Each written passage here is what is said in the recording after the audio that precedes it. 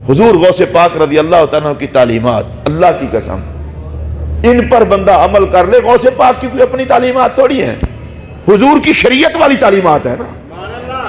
یہ جو ہم کہتے ہیں داتا صاحب کی تعلیمات یہ ہے، غوث پاک کی تعلیمات یہ کہ داتا صاحب ہوں، غوث پاک ہوں، خواجہ غریب نواز ہوں، یہ جتنے اللہ کے ولی ہیں ان کی اپنی تعلیمات نہیں ہیں، رسول اللہ کی شریعت کا نچوڑ نکال کے امت کو سمجھاتے ہیں۔ حضور غوث پاک رضی اللہ تعالیٰ عنہ اپنے لخت جگر، اپنے نور نظر حضرت سیدنا عبد الرزاق الگیلانی الحسنی والحسینی رضی اللہ تعالیٰ عنہ، آپ کی بیٹے ہیں، ان کو آپ وصیت فرماتے ہیں،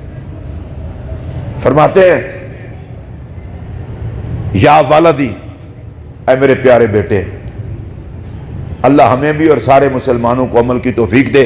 آگے فرماتے ہیں طریقتنا ھذہ مبنیۃ علی الکتاب والسنہ،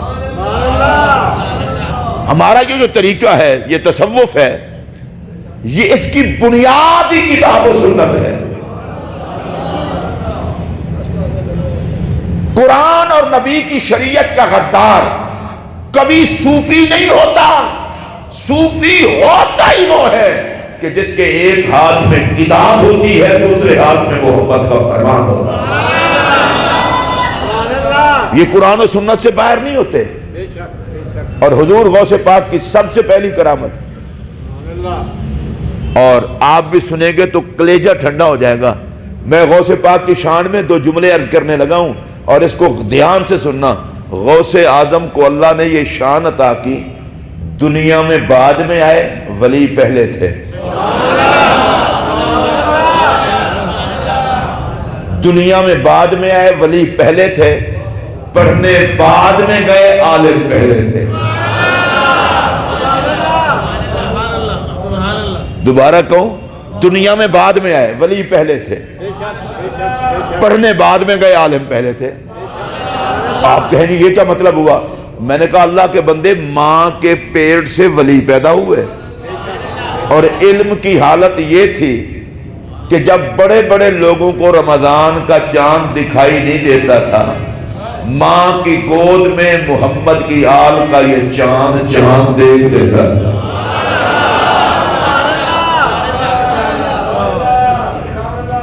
لوگوں کو حضور کی آل کی سمجھ ہی نہیں آئی، اور جب علاقے میں شور ہوتا چاند نظر آیا کہ نہیں، وہ کہتے وہ سیدوں کے ہاں جو شہزادہ پیدا ہوا ہے، جاؤ دیکھو وہ دن میں ماں کا دودھ پیتا ہے یا نہیں پیتا۔ اب یہاں ہم کیلنڈر رکھتے ہیں یا ٹی وی کو دیکھتے ہیں، وقت کتنے بجے ختم ہوگا، وقت پر افطاری کا ٹائم کب ہوتا ہے۔ میں پوچھنا چاہتا ہوں، جس کو ماں کی گود میں پتا تھا سحری کا وقت ختم کب ہوا ہے، شروع افطاری کا ٹائم کب ہوگا، بتاؤ وہ عالم نہیں تھا تو اور کون تھا؟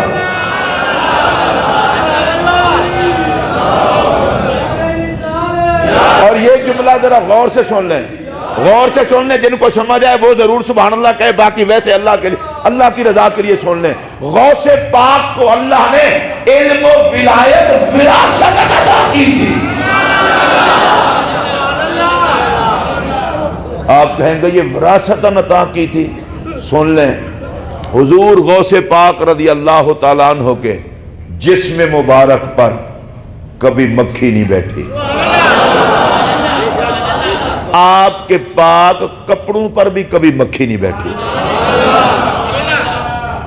امام مناوی نے اس پر تبصرہ کیا ہے کہ مکھی کیوں نہیں بیٹھی، نہ کپڑوں پر نہ جسم پر، کہتے ہیں وراثتم من جدہ المصطفیٰ، ان کو یہ چیزیں اپنی جد جناب محمد الرسول اللہ صلی اللہ علیہ وسلم کی طرف سے وراثت میں ملی تھی۔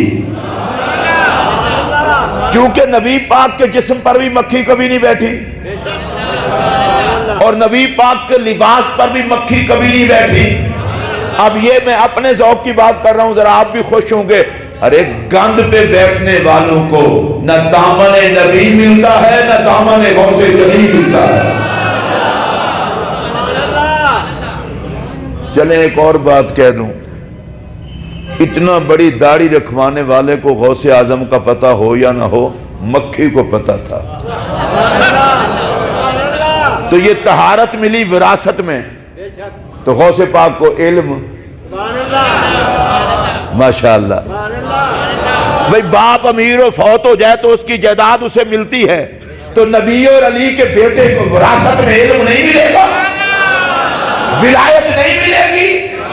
اسی لیے امام شعرانی کہتے ہیں جب کوئی سید زادہ ماں کی گود میں آتا ہے، باقی لوگوں کو جتنے ولایت کے درجات چلے کر کے نصیب ہوتے ہیں، سید کو زہرا پاک کی نسبت سے یہ سارے مقامات اللہ ماں کی گود میں عطا کر دیتا ہے۔ لوگ باقی سب کی وراثت مان لیتے ہیں، سیدوں کی واری موت آتی ہے۔ حضور غوث پاک مادرزاد ولی، سبحان اللہ کہیے، اور مادرزاد عالم، پھر بھی پڑھنے گئے۔ ابھی پڑھنا شروع نہیں کیا، سب سے پہلے جن لوگوں نے آپ کے ہاتھ پر توبہ کی تھی آپ کے سچ کو دیکھ کر، اور ان کی ماں بھی واہ واہ تھی، بیٹے نے اجازت مانگی میں پڑھنے جا رہی ہوں، سنیے ماں نے الوداع کرتے ہوئے کہا اب بیٹا قیامت میں یہ منہ دیکھوں گی۔ اور غوث پاک کو پھر پڑھتے رہے بغداد میں، پھر بعد میں اپنا کام دین کا شروع کر دیا۔ غوث پاک کی والدہ کا وصال ہو گیا، پڑھنے کے لیے خدا کے راستے میں نکلے تو پلٹ کے گھر نہیں گئے، اور ایک وصیت کی، کہا بیٹا سچ نہ چھوڑنا، آخر وہ بھی تو سیدہ ہی تھی نا، اولاد حسین سے تھی، سچ نہ چھوڑنا۔ راستے میں تھے، ڈاکو پڑ گئے قافلے کو، سب کو لوٹا۔ ایک ڈاکو نے پوچھا آپ کے پاس ہے کچھ؟ 18 سال کی عمر مبارک ہے، فرمایا ہاں 40 دینار ہیں، گدڑی میں سلے ہوئے ہیں۔ اور ڈاکو نے سوچا مذاق کر رہے ہیں، پھر دوسرا آیا، آپ نے فرمایا ہیں، گدڑی میں سلے ہوئے ہیں، وہ بھی چھوڑ کے چلا گیا۔ اس نے جا کر کے ڈاکوؤں کے رئیس کو بتایا سب کو لوٹ لائے ہیں، ایک شہزادہ ہے اور وہ کہتا ہے میری گدڑی میں سلے ہوئے ہیں، وہ تو چھپاتا ہی نہیں۔ اس نے بلا بھیجا، آپ گئے بلا خوف و خطر، علی کا بیٹا ہے۔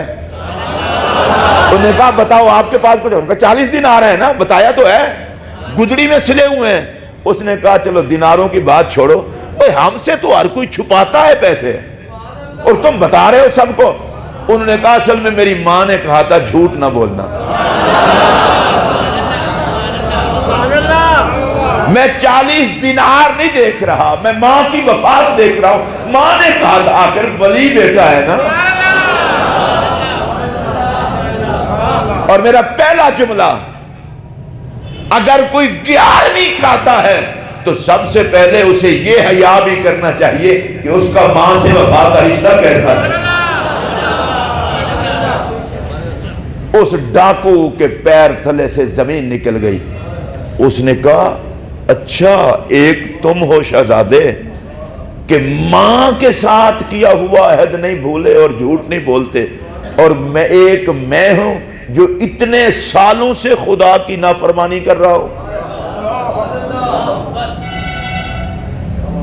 سارے قافلے والوں کا مال بھی واپس کیا، اور سارے کے سارے ڈاکو نے غوث اعظم کے ہاتھ پر توبہ کی۔